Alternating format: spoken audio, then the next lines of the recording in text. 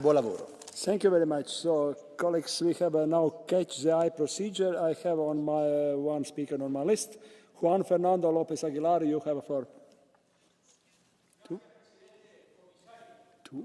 Una política europea por inventar. Y este debate da cuenta de los buenos motivos para acometerlo, porque importa más de 22 millones de puestos de trabajo en el conjunto de la Unión Europea, más del 12% del empleo y más del 10% del Producto Interior Bruto. Y en algunas regiones especializadas, como es el caso de Canarias, más del 30% del PIB y más del 35% del empleo. Y por eso, cuando se desploma a cero, pese a todos los problemas que merecen discusión, se le echa de menos. En la pandemia tuvimos una resolución estratégica sobre la importancia del turismo exactamente para recuperarlo y propusimos un fondo europeo de garantía de reembolsos, un mecanismo europeo de financiación de políticas de turismo, un fondo de garantía de viajes, además de un marco europeo de derechos de los trabajadores del sector turístico, que importan muchísimo, pero sobre todo una agencia europea del turismo para garantizar planificación y sostenibilidad social y medioambiental, agencia europea a la que, por cierto, la Comunidad Canaria presentó su candidatura como su sede.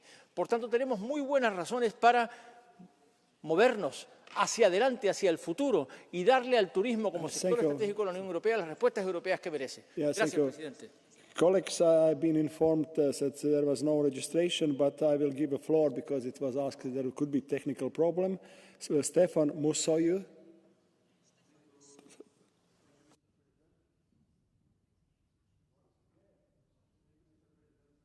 You have to push a button.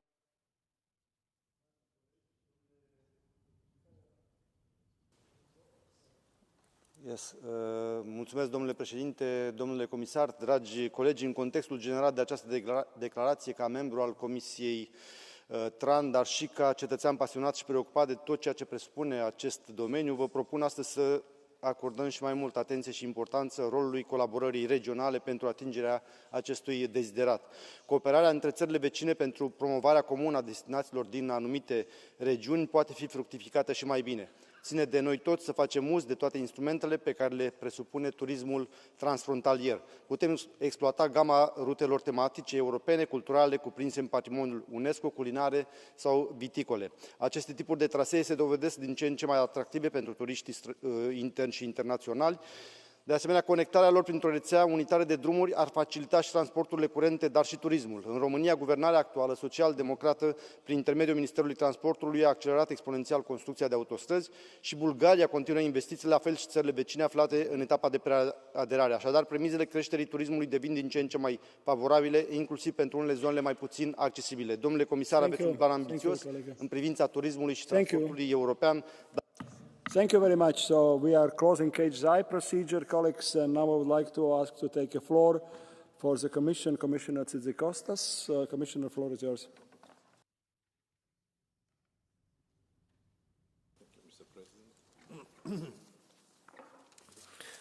Thank you, Mr. President.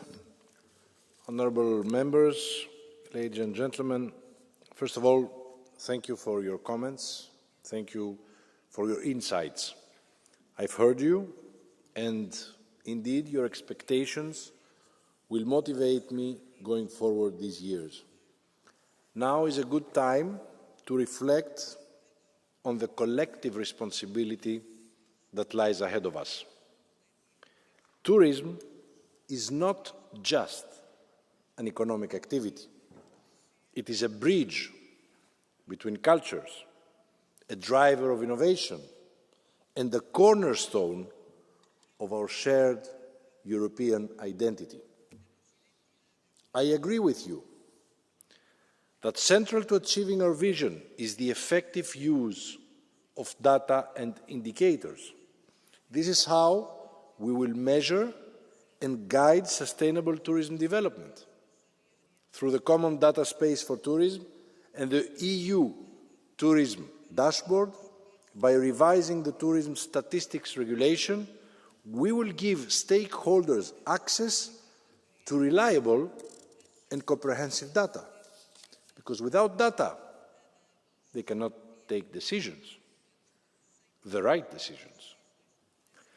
They will be able to monitor the environmental, the social and the economic impacts of tourism, ensuring alignment with our sustainability objectives.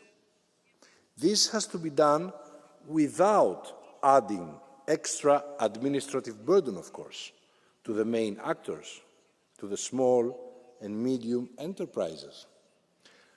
Now, I want to be clear. The success of our tourism strategy will depend on the implementation at every level.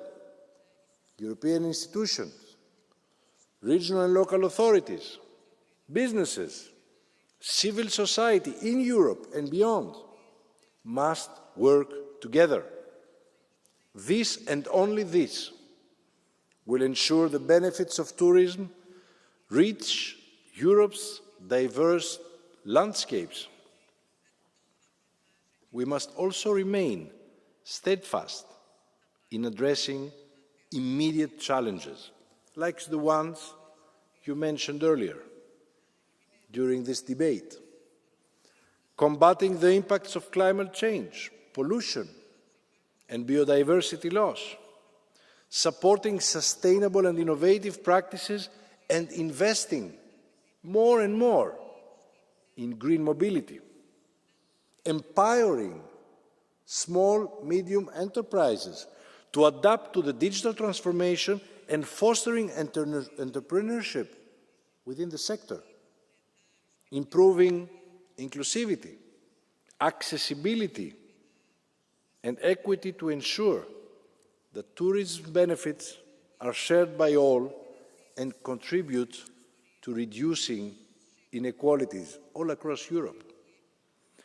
I also agree with you that funding will be key and must be more accessible for tourism businesses and relevant authorities, and simpler to access. The Commission has pledged to simplify EU funding programmes for tourism as well.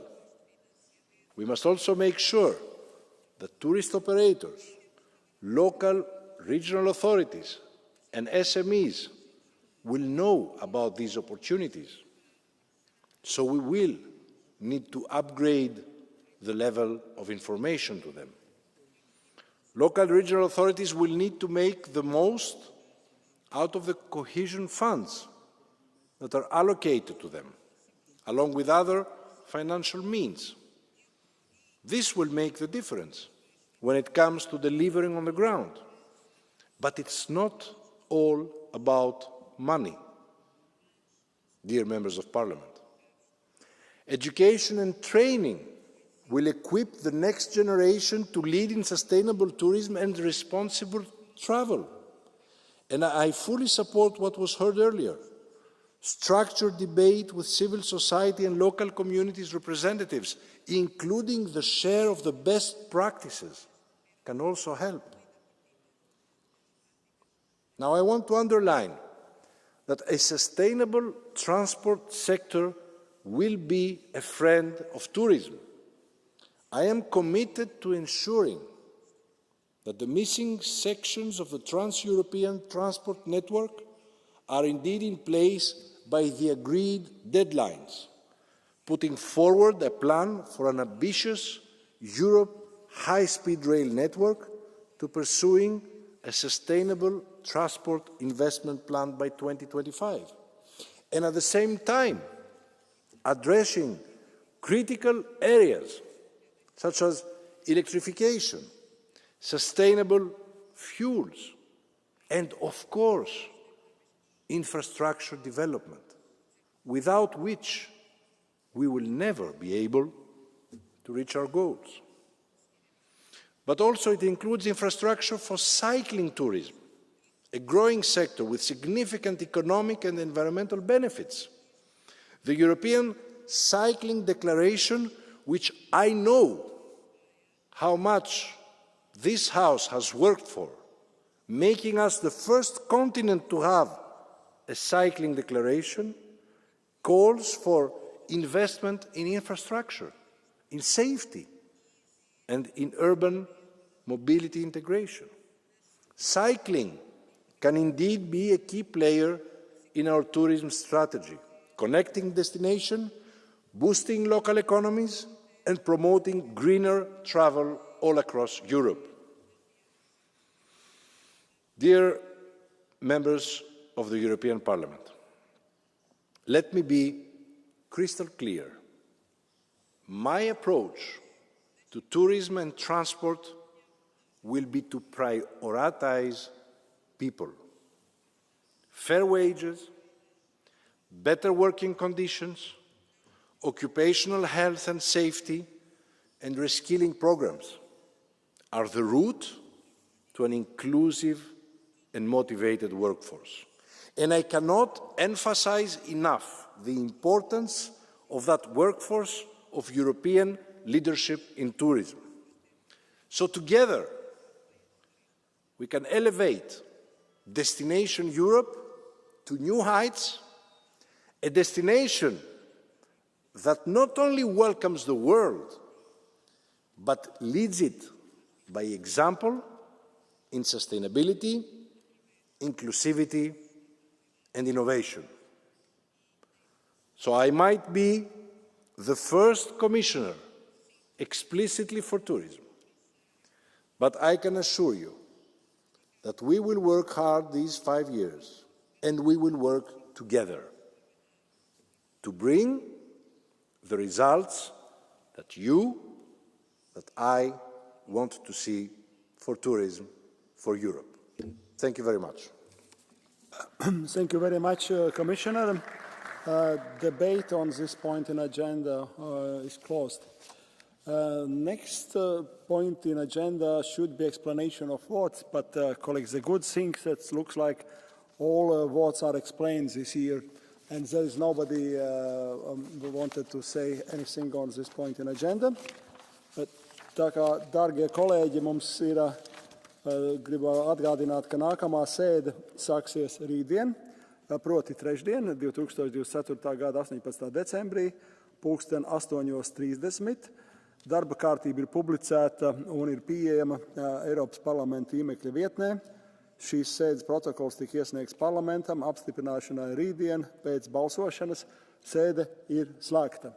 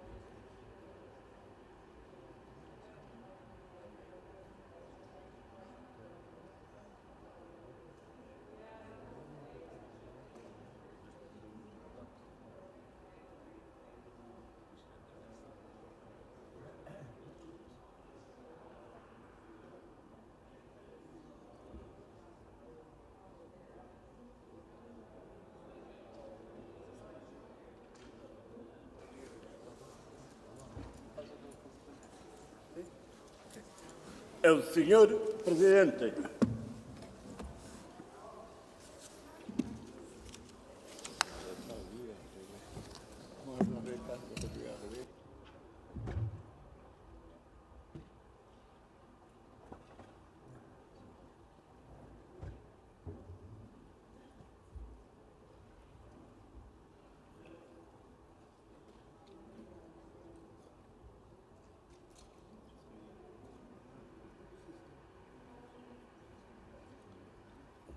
meeting is open. Next item on the agenda is a statement by the Vice President of the Commission, High Representative of the Union for Foreign Affairs and Security Policy, topic of the Syrian regime as geopolitical implications and the humanitarian situation in the region. Welcome, Madam Kallas, to this House. I wish you the best for the next 5 years, and it's my pleasure to give you the floor.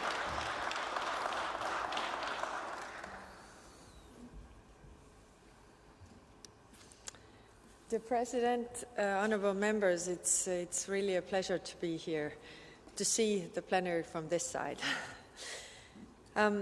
It is with a sense of cautious optimism that I address you today as we witness a historic turning point in Syria. The fall of the Assad regime marks the beginning of a new chapter for the Syrian people and a broader Middle East. First, I would like to take a moment to reaffirm that the EU's approach to Syria all these 14 years has been both principled and firm and has proven the right one. We remain true to our values. We hold dear freedom, human rights, inclusiveness, respect for minorities and accountability. We stood with the Syrian people in Syria and the diaspora, organizing each year an international conference for the future of Syria. The EU and its member states mobilized more than 33.3 billion in humanitarian, development, economic and stabilization assistance, providing support both Syrians inside the country and in the region, as well as outside. Assad had proven time and again that there would be never a peaceful, united and stable Syria, nor regional stability under his rule. And his allies, especially Russia and Iran, had used Syria to advance their destabilizing strategies hurtful for our key interests. Now there is a historic window of opportunity, and we Europeans need to act decisively and cohesively also with our key partners. I was in Aqaba on Saturday for the international meeting convened by Jordan, important because it included the key regional actors, the neighbors of Syria, as well as the UN, United States and the European Union. We agreed on principles which are very important to the Syrian people and to all of us: stability, sovereignty, territorial integrity of Syria, Syrian-led and Syrian-owned inclusive political process with the support of the United Nations, government respectful of all components of society, build-up of institutions, but also the fight against Daesh and the destruction of chemical weapons, and finally, accountability for the crimes committed by the Assad regime and others. Yesterday, EU foreign ministers endorsed these key principles and supported my proposal to swiftly design a new approach to Syria. We are already stepping up humanitarian assistance to meet emerging needs. We have a key interest in the success of Syrian transition. We need to adapt our early recovery parameters to the new political reality with a view to eventual reconstruction, to start reflecting on a possible revision of our sanctions regime in order to support Syria's path to recovery while keeping our leverage, and to further support accountability efforts at this crucial juncture in order to lay the foundations for transitional justice and reconciliation. This approach is driven by two objectives: early engagement and prudence. Finally, we must see how the EU, and especially this House, can support the democratic aspirations of Syria. Earlier this year, in May, over 600 Syrian civil society representatives met in the European Parliament in Brussels for the Syria Conference. For the 8th year in a row, Brussels was the place, the only one in the world, where Syrians from across the country and the diaspora were able to come together and reflect both concrete issues and how to build a better future. Now, 6 months later, this future of peace, freedom and dignity is closer than ever for all communities, for all people, men, women and children. It is for the Syrians to build, but the EU has much more it can do for its aspirations. And this Parliament has very much to offer. Now, I have instructed my services to start thinking about what the 9th Brussels Conference on the future of Syria and the region could look like, this time in a new Syria. I look forward to also European Parliament's contribution. In conclusion, this is a critical moment for Syria and for the international community. The European Union has been consistent in its tireless efforts in supporting Syrian people, and we must continue to do so. Together, we can help shape a future for peace, security, and justice prevail for Syria and its people. Thank you. Thank you very much, Madam Kallas. First place, on behalf of the EPP Group, Mr. Galler, you have the floor. Ja, vielen Dank, Herr Präsident, liebe Vizepräsidentin und hohe Beauftragte. Zunächst auch von meiner Seite, auch im Namen der EVP, alles Gute für die neue Funktion. Sie werden bei den großen Fragen, wo wir hier einen breiten Konsens haben, auch unsere Unterstützung haben. Ich denke, wir haben hier eine Situation, wo wir wirklich gemeinsam mit den Syrern erleichtert sein können, dass das Ende eines der brutalsten Regime, das die Welt gesehen hat, erreicht worden ist. Es ist auch festzustellen, dass es eine strategische Niederlage für Russland und den Iran ist, diese spezifische Terrorachse in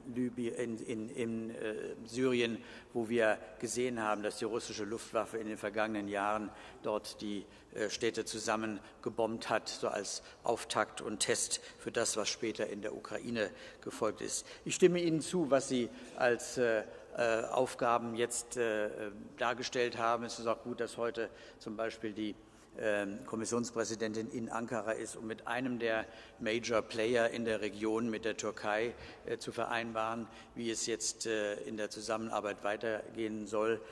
Ich erwarte von der Türkei, dass sie hier nicht mit Bomben antwortet auf diese neue Entwicklung. Ich glaube, dass die syrischen Kurden nicht die Absicht haben, als Rückzugsraum für die PKK zu arbeiten, sondern die haben sich dort sehr gut organisiert, und das sollten wir anerkennen und den syrischen Kurden auch ermöglichen, ihren Beitrag zur Stabilisierung dort zu leisten.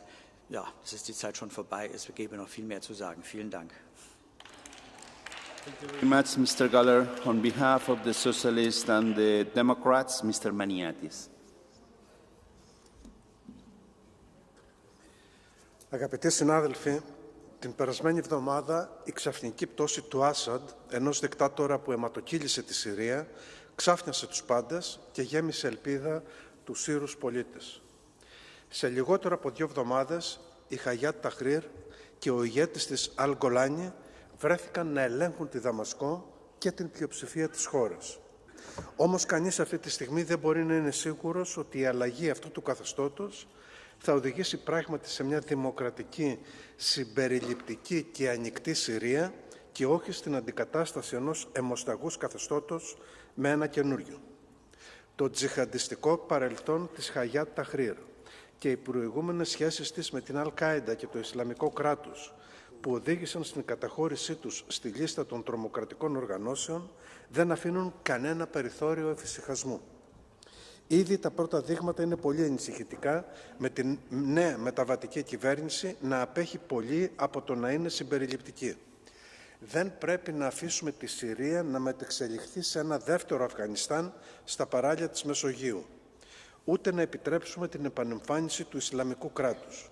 Πρέπει να προστατεύσουμε την πλούσια θρησκευτική παράδοση της Συρίας, συμπεριλαμβανομένων ασφαλώς και των χριστιανικών πληθυσμών.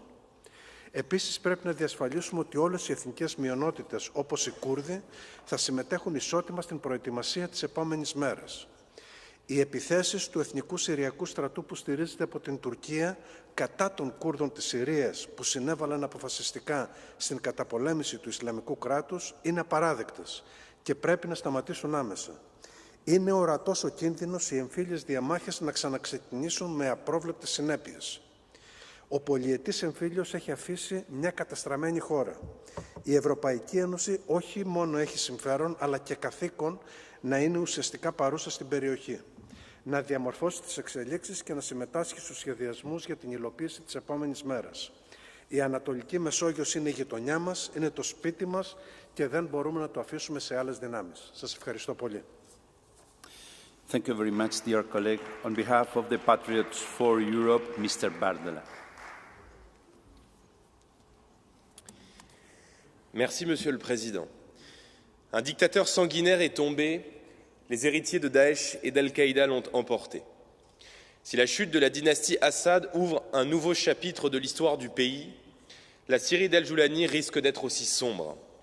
De ces djihadistes devenus des combattants de la liberté, si l'on en croit les commentaires ébahis de certaines chancelleries occidentales, le sort du peuple syrien semble hélas s'inscrire dans le chaos, la terreur, la répression des minorités religieuses, à commencer par celle des chrétiens, et bien sûr l'instabilité encore et toujours aux portes de l'Europe.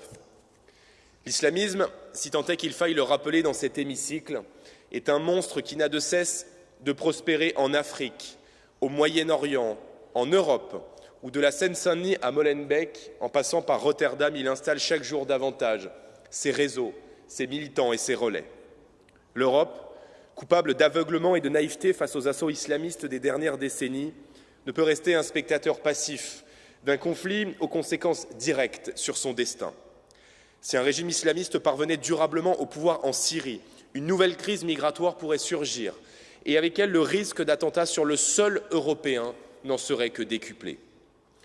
Face au péril djihadiste, la priorité de l'Europe, la priorité de nos États reste la protection de nos compatriotes. La suspension du traitement des demandes d'asile, la liberté accordée aux États s'agissant du retour des ressortissants syriens et le renforcement des frontières extérieures de l'Europe sont des leviers d'action parfaitement vitaux pour y parvenir. Il en va de notre sécurité, celle de nos compatriotes et celle de nos États-nations. Merci, Monsieur Bardella. Next speaker, Mr. Bilan, on behalf of the ECR group. Thank you, Mr. President. First of all, let me express deepest condolences to the Syrian people who lost hundreds of thousands of lives during the 13 years of destructive tyranny and bloody retaliation that followed the Arab Spring, orchestrated by Putin's puppet Bashar al-Assad. It is euphemism to say that the change of regime is already having massive repercussions in the regions. Russia's and Iran's failed states are suffering a strategic defeat, and others, regional and global players, are already playing their next hands. Europe must stand prepared to support Syrians in their pursuit of political transition. This includes robust humanitarian assistance, the promotion of inclusive dialogue among all legitimate stakeholders, and the reinforcement of accountability measures for war crimes. In parallel, we must support the new Syrian government capacity building, ensuring that the population can safely remain in their homeland and preventing any further destabilization in the country. And last but not least, we cannot forget about Christians who can be in danger right now. Thank you very much. Thank you very much, dear colleague. On behalf of the Renew Group, Madame Loisson. Merci, Monsieur le Président, Madame la Haute Représentante. Bachar al-Assad est tombé. Le message est fort et il vaut pour tous les dictateurs. Aucun n'est éternel. Il vaut aussi pour tous les régimes qui s'appuient sur une alliance avec la Russie. Vladimir Poutine n'est pas un allié fiable. Bachar al-Assad est tombé et on est saisi d'effroi à la vue des prisonniers libérés de ces mouroirs. Nous savions, mais aujourd'hui nous voyons ce qu'était la barbarie du régime de Bachar al-Assad. Tous ceux, y compris ici, y compris du Rassemblement national, qui ont serré la main du boucher de Damas, nous font honte. Une nouvelle Syrie est en train de naître. L'espérance se mêle à l'incertitude que des rebelles islamistes épris Damas inquiètent légitimement, notamment les chrétiens de Syrie. Toutes les composantes de la nation syrienne doivent trouver leur place dans la nouvelle Syrie. Que la Turquie s'arroge des pans entiers du pays et bombarde les Kurdes menace la lutte qu'ils mènent avec nous contre Daesh. La lutte contre le terrorisme doit impérativement se poursuivre. Nous devons engager cette nouvelle Syrie, être prêts à revoir les sanctions et à aider à sa reconstruction en rappelant nos priorités. Lutte contre le terrorisme, destruction des armes chimiques, respect des pays voisins, fin de l'alliance avec la Russie, protection des minorités, place des femmes. À ces conditions, la naissance d'une nouvelle Syrie peut être une bonne nouvelle pour le Proche-Orient. Merci, Madame Boisson. On behalf of the Greens, I give the floor to Madame Neumann. Yalla, Ahalya Bashar, get out Bashar. That's what Syrians shouted in 2014, and now he is a refugee in Moscow. No one knows exactly what this new time will bring for Syria, but for the first time in decades, my Syrian friends have hope. Hope to rebuild their country, and I want the European Union to support them with humanitarian aid, with their fight against impunity, and with crystal clear political signals that Europe will support all those committed to Syrian-led process in the spirit of Resolution 2254. And when we talk to HTS, the message needs to be crystal clear. It's not about protecting women and minorities. It's about building a government where they sit at the table like everyone else. And to get there, dear colleagues, we also need to revisit our debates on asylum, Mr. Bardella. While Syrians celebrated the end of Assad's reign, while families were searching in Sidnaya's ruins for their loved ones, some in here had no other thought than how fast can we get rid of Syrians. But colleagues, can we please remember that Syrians are human beings like you and me? Would you uproot your family right now to bring them to an unstable, violent country? Or would you want to go first and just assess the situation? That's exactly what Syrians want to do, and it's in our interest to let them. To build a democratic Syria, we need those that fled Assad on the ground. To rebuild Syria, we need entrepreneurs to invest